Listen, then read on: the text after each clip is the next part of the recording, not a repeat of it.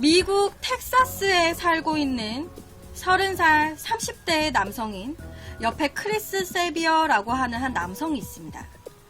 이분은요, 나 너무 결혼하고 싶습니다 라고 하면서, 나 이분과 너무 결혼하고 싶습니다 하면서 텍사스주를 상대로 소송을 걸었어요. 결혼하고 싶다고. 결혼한다라고 하는 게 소송을 걸 만한 건 아니잖아요. 도대체 이 남자는 왜 결혼하고 싶다고 하면서 소송까지 건 걸까? 이 남성분이 이렇게 소송까지 건 이유는요, 딱 하나입니다. 내 노트북이랑 결혼하고 싶은데 왜 못하게 하냐? 나 내 노트북과 결혼하고 싶으니 결혼을 허락해 주세요 라고 소송을 건 거예요. 어떻게 보면 좀 어이없는 소송이에요. 나 내 노트북과 결혼하고 싶은데 왜 막냐? 실제로 이분은요, 2014년도에 자기가 가지고 있는 2011년도식 노트북과의 혼인신고서를 제출을 했었다고 합니다. 2014년도에. 그런데 당연히 인정이 안 되죠. 이게 인정이 되면 진짜 뭐 가전제품이며 동물이며 뭐 벽이며 기차며 다 결혼하게? 당연히 인정이 안 되다 보니까 이 세비어라는 이 남성분은요, 텍사스주에 노트북과의 혼인 중재 소송을 건 거예요. 당연히 이 소송은 기각이 됐습니다. 이 소송 인정할 수 없다. 여러분, 이때 당시에 텍사스에서는요, 동성 결혼이 합법화가 됐었대요. 이때 당시에. 그렇다 보니까 이 세비어 남성은요, 아니 남남 여녀 결혼은 되면서 왜 나와 노트북은 결혼이 안 됩니까? 라고 반박을 했어요. 동성 간에 결혼하는 권리가 성립이 된다면 나도 내 노트북과 결혼할 권리가 있는 거 아닙니까? 라고 하면서 다시 재소송을 걸었어요. 기각이 됐으니까 다시 건 거예요. 정말 노트북을 사랑하는 남잔가 봐요. 여러분, 이 남성분이 이렇게 노트북과 결혼하고 싶어 하는 이유는요, 당시 남성이 가지고 있는 노트북에는 엄청난 음란물로 가득 차 있었다고 합니다. 노트북이 다 야한 거밖에 없는 거예요. 그렇다 보니까 이런 노트북에 자기가 중독이 되어버렸다고. 나는 얘 없으면 안 된다고. 그러니까 결혼을 해야 한다고 주장을 했어요. 그런데 원래 이 남성분은요, 예전에도 이런 어이없는 소송을 몇 번 걸었었어요.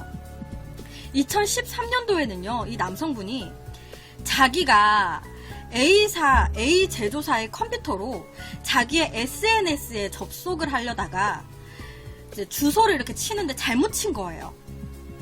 그러면서 주소를 잘못 쳐서 야한 동영상 사이트에 들어가게 된 거예요. 그리고 그 후부터 이 야한 동영상에 중독이 되어버려서 실질적인 결혼 생활까지 파탄이 났다라고 얘기를 했습니다. 그래서 실제로 이분이 A 제조사를 상대로 소송을 낸 적도 있었다고 해요. 그러니까 이거를 쉽게 풀이하면요, 그러니까 삼성 노트북으로 네이버 들어가려고 네이버 주소 치다가 잘못 친 거예요. 그래서 야한 사이트에 들어가진 거야. 근데 그 야한 사이트에 있는 동영상에 중독이 돼버렸네. 허구나 야한 동영상만 보다 보니까 이용까지 하게 된 거예요. 그러니까 이 남성분은 삼성 노트북을 만든 삼성 회사에다가 소송을 건 거예요. 나한테 배상하라고. 지금 이 얘기입니다. 자기가 잘못 쳐가지고 들어가 자기가 중독돼 놓고 노트북을 만든 삼성 회사에다가 소송 건 거. 비교하자면 딱 이런 케이스예요, 지금.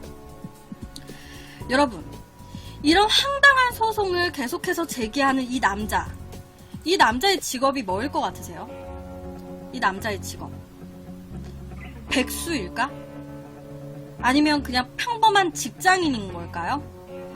아니면 그냥 정말 그냥 야한 동영상에 그냥 중독된 그냥 일반 아무것도 안 하는 남자일까?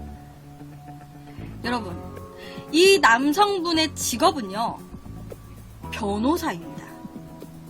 법 공부를 누구보다 많이 하신 분이에요. 변호사. 이 남성분은요, 계속적인 이 어이없는 소송으로 인해서 변호사 자격까지 정지가 됐습니다. 이런 소송을 거는 사람한테 누가 믿고 변호를 맡기겠어요? 당연히 이 A 제조사한테 건 소송이나 노트북과 결혼하고 싶다고 건 소송 모두 다 기각이 됐습니다. 근데 정말 또 하나 황당한 사건이 있어요. 미국 워싱턴 DC에서요. 세탁소를 운영하고 있었던 우리나라 한국인 부부가 있었습니다. 옆에가 실제 한국인 부부예요. 어느 날 이 세탁소로요. 로이 피어슨이라는 한 남성이 이 한국인 부부가 운영하는 세탁소에 약 75만원짜리의 바지 수선을 맡기게 됩니다. 약 75만원짜리. 그런데 이 세탁소에서 잘못을 해서요. 이 로이 피어슨 남성의 바지를 잃어버린 거예요. 75만원짜리를. 그래서 이 로이 피어슨 남성이요. 너무 화가 나서 이 한국인 세탁소 부부를 상대로 손해배상을 요구했습니다. 너 내 바지 잊어버렸지? 손해배상 내놔. 이렇게 소송 건 거예요. 그런데 이 로이 피어슨이 이 한국인 부부에게 손해배상을 요구한 금액이요. 얼마였냐면 우리나라 돈으로 720억 원을 요구했습니다. 720억 원. 바지 하나 잊어버렸어요. 그런데 그 손해배상으로 720억을 나한테 달라고 건 거예요. 소송을. 75만원짜리 바지 맡겼으면서. 근데 여기서 더 대박이 뭔지 아세요, 여러분? 이 로이 피어슨 남성, 실제 로이 피어슨 남성이거든요. 이분의 직업은요, 판사였습니다. 판사. 당시 이 사건은요, 미국에서 엄청난 화제가 됐어요. 그리고 이 로이 피어슨은 엄청난 비난을 받았습니다. 왜냐? 딱 들어도 내가 판사니까, 내가 미국 판사니까 법과 권력을 이용해서 큰돈 만들려고 하는 게 딱 보이잖아요. 그러다 보니까 당시 미국에서도요, 이 로이 피어슨의 판사직을 박탈해야 된다고 여론이 엄청나게 뭐라고 했다고 해요. 이런 사람이 어떻게 판사냐 하면서 박탈해야 된다고. 미국 사람들이 봐도 이건 너무 불공평한 게 보이니까. 당시에 여론들의 비난이 거세게 일어나다 보니까 이 로이 피어슨은요, 나 판사직 악용한 거 아닌데, 괜히 사람들이 다 난리네. 알겠어요. 손해배상 금액 내리겠습니다. 라고 하면서 720억 원에서 600억으로 내렸습니다. 알겠어요. 나 저 한국인 부부한테 720억 원 달라고 안 할게요. 600억 원만 주세요. 600억 원. 그게 그거죠. 이 로이 피어슨은요, 이 한국인 부부가 운영하는 세탁소에 딱 들어가서 보면 안내 문구가 있어요. 세탁소 안내 문구. 근데 그 안내 문구에는요, 고객 만족 보장이라는 말이 있습니다. 고객 만족 보장. 그런데 이 로이 피어슨이 하는 말은요, 고객 만족 보장이라는 말에 나는 실내에서 바지를 맡겼다. 그런데 바지를 잃어버린 건 소비자를 속이는 사기 행위이자 소비자 보호법을 위반한 거라고 주장을 했습니다. 이 재판 과정에서요, 이 한국인 측의 변호사분은요, 옆에가 이제 우리나라 변호를 맡으신 변호사분이세요. 이분은요, 이 말에 대해서 이렇게 반박했어요. 고객 만족 보장이라는 문구는 고객의 만족을 위해서 우리가 최선을 다하겠습니다 라는 뜻이지, 로이 피어슨 당신처럼 옷을 잃어버렸을 때 무조건 소비자가 원하는 금액을 보상해줘야 된다는 뜻은 아니지 않습니까? 라고 반박을 했어요. 그렇죠. 근데 고객 만족 보장이라는 게 열심히 최선을 다하겠다는 얘기지, 소비자가 원하는 대로 바지 잃어버렸다고 해서 1,000억, 2,000억 달란 대로 준다는 얘기는 아니거든요. 당연히 이 재판의 결과는요, 세탁소 주인인 한국인 부부가 소비자 보호법을 위반하지 않았다고 세탁소 주인 편을 들어줬습니다. 그런데 이 판결 이후에 이 로이 피어슨 남성은요, 말도 안 된다라고 하면서 항소를 걸었어요. 말도 안 된다. 이거 다시 소송 걸겠다 해서 항소를 건 거예요. 다시 재판해달라고. 그러면서 이 바지 소송은 다시 재시작이 됐습니다. 이 로이 피어슨은요, 세탁소 안내 문구에 있는 만족 보장이라는 그 문구는 무조건적인 거고 무제한적인 보증을 의미하는 거라고, 나는 이 한국인 부부한테 사기를 당한 피해자라고 주장을 했어요. 그런데 항소심에서도요, 모두가 만장일치로 또 똑같이 세탁소 한국인 부부의 편을 들어줬습니다. 이 세탁소 소송 사건은요, 무려 3년 동안이나 지속이 됐어요. 다들 아시겠지만 소송이 진행이 되면 서로 돈이 굉장히 많이 들어가고요, 시간도 많이 들어갑니다. 여러분, 실제로 이 한국인 부부가 인터뷰를 한 거예요.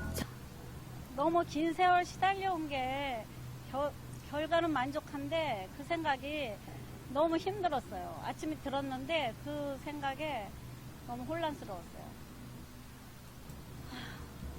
너무 긴 세월 시달려온 게 결과는 만족한데 그 생각이 너무 힘들었어요. 아침에 들었는데 그 생각에 너무 혼란스러웠어요.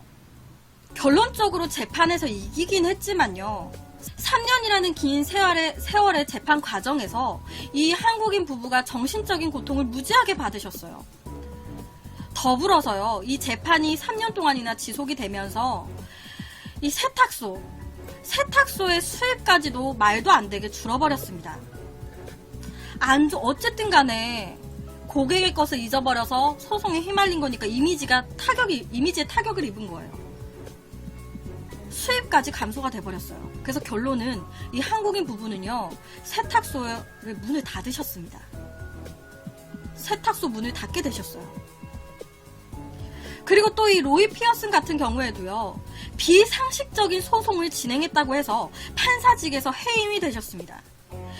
해임이 될 만큼 누가 봐도 이거는 비상식적인 소송이었던 거예요. 자기 72만원짜리 바지 하나 잊어버렸다고 720억짜리 소송을 걸다니. 그것도 판사가. 바로 해임됐습니다. 그리고 2년 동안 변호사 자격도 정지가 됐어요. 즉, 이 소송은요, 서로 좋을 게 하나도 없었던 소송이었던 거예요. 이 로이 피어스는 아싸리 이거 한 건 잘 잡아서 판사고 나발이고 안 할 생각으로 600억의 손해배상을 건 건지 어떤 건지 모르겠지만 결론적으로는 둘 다한테 악영향이었죠. 아, 이 한국인 부부 참 진짜 갑작스레 무슨 일이에요 이게. 세탁소 75만원짜리 바지 수선을 맡겼는데 그 바지를 잃어버렸다고 해서 600억 원의 손해배상 소송을 건 사건. 그리고 노트북과 결혼하고 싶다고 텍사스주를 상대로 소송을 건 사건. 오늘은 이 어이없는 소송에 관한 두 가지 이야기를 가지고 왔습니다. 정말 이 두 가지 다 실제로 있었던 사건들이에요. 아, 정말 이 한국인 부부는 해외에서 무슨 일이야 갑자기.